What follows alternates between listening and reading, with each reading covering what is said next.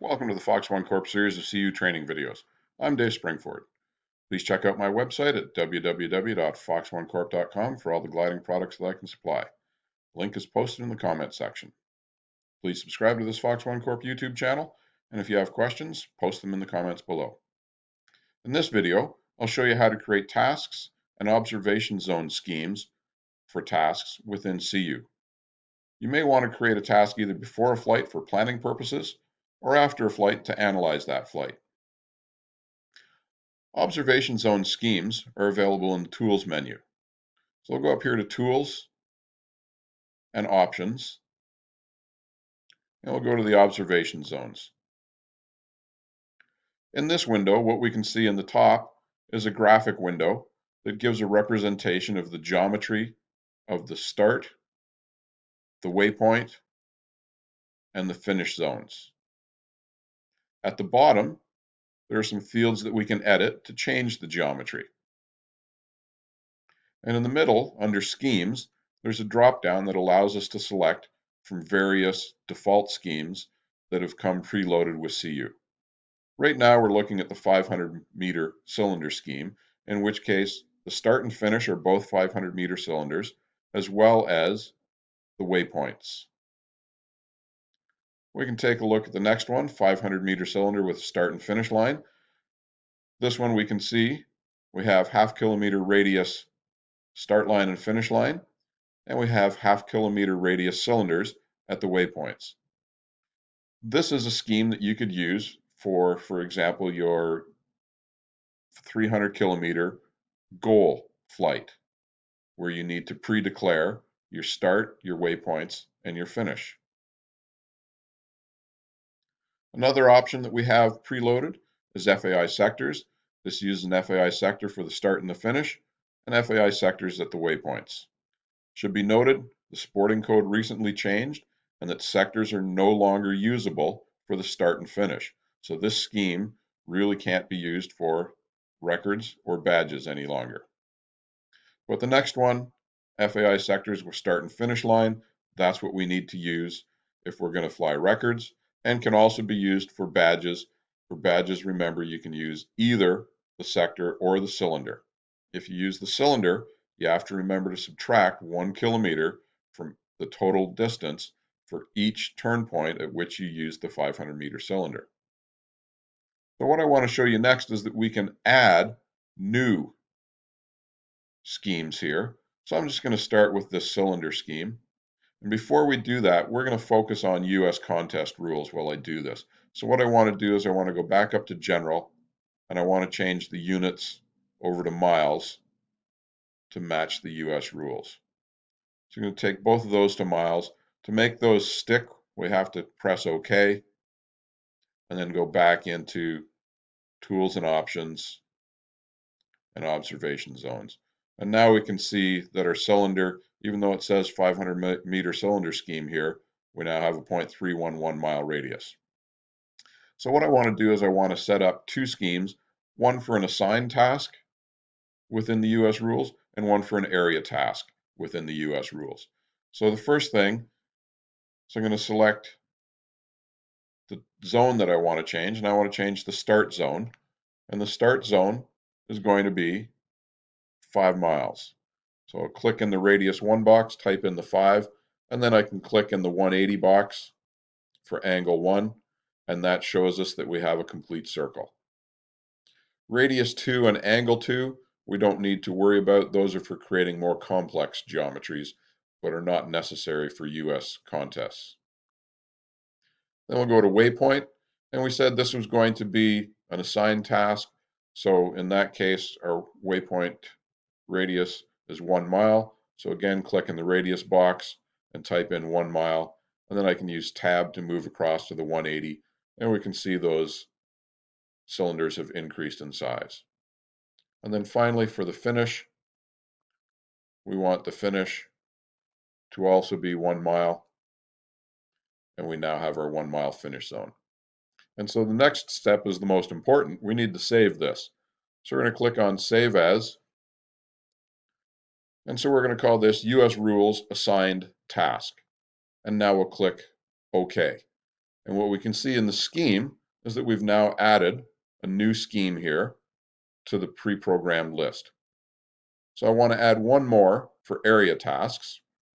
And to do that, basically everything's the same except for the waypoint. So the finish and the start are the same. I'm going to leave those as they were.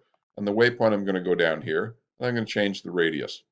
Now, the radius from turn point 1 to 2 to 3 to 4, that can be different on any given day, but we're just going to set up a default. And so I try to set something that I think the CD is going to use the most, be it a 10 mile, a 15 mile, a 20 mile. If we're out west in Uvalde or Hobbs where we're flying big areas, I'll probably set this default to 20. If we're in the east where we're going to be potentially using smaller zones, I might set it to 15. So for today, I'm just going to set that to 15, use the tab key to move across to 180, and we've updated everything. And so this, once again, I'm going to click Save As, and this one I'm going to call US Rules, and we'll call it Area Task. Click OK to save that. So we now have two more pre-programmed defaults from which we can select when we're making a task. So for now, we're going to select OK. Next thing we want to do is we actually want to create a task. And to create a task, to do that, we need to make sure we're in the task window. So we do that by clicking on tasks here. And I am in tasks. I have my list of tasks up here. And I want to add a new task. So we go over here to this green plus sign, and I'm just going to click on that, add a task. And we can see down here, we now have an unknown type of task with no distance. So first thing I'm going to do is right click on that, and I'm going to go to task properties. And this is where we can set whether it's a speed task or an area task. Now, I'm going to start with an assigned area task, so we'll select that. And for now, we'll just say OK. That's going to come into play when we're doing analysis in terms of calculating the speed correctly for the distance achieved in the area. So to create the task, we have two options. We can do it graphically on the map, or we can type the numbers in for the waypoints in a list. So we'll try and start with doing this graphically. The first thing I want to do is I want to turn on all the waypoints here so I can see them on the map.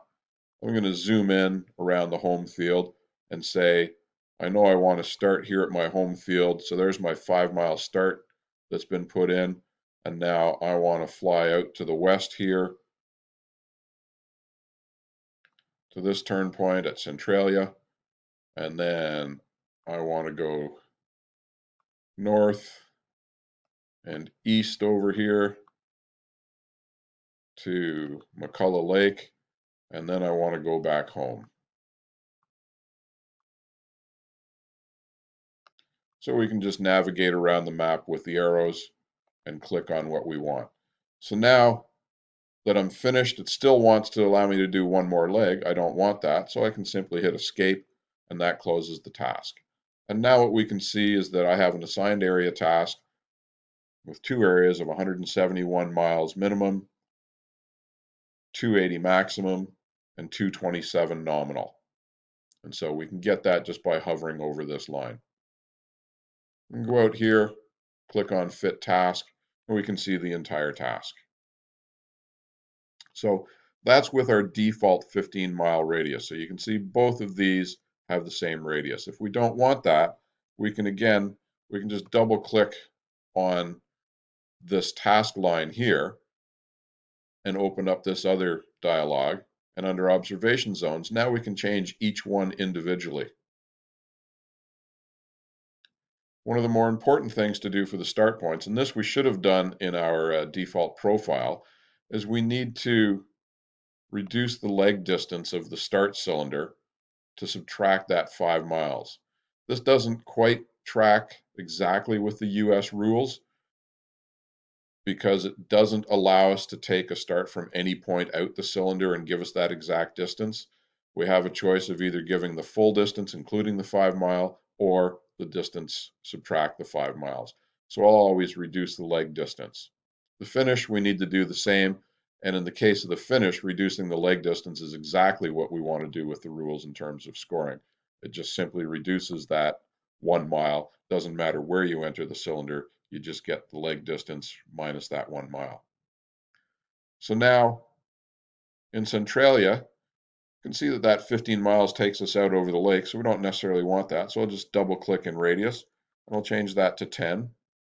Use tab to make sure that I've set that 10 miles, and we can see our zone's been updated.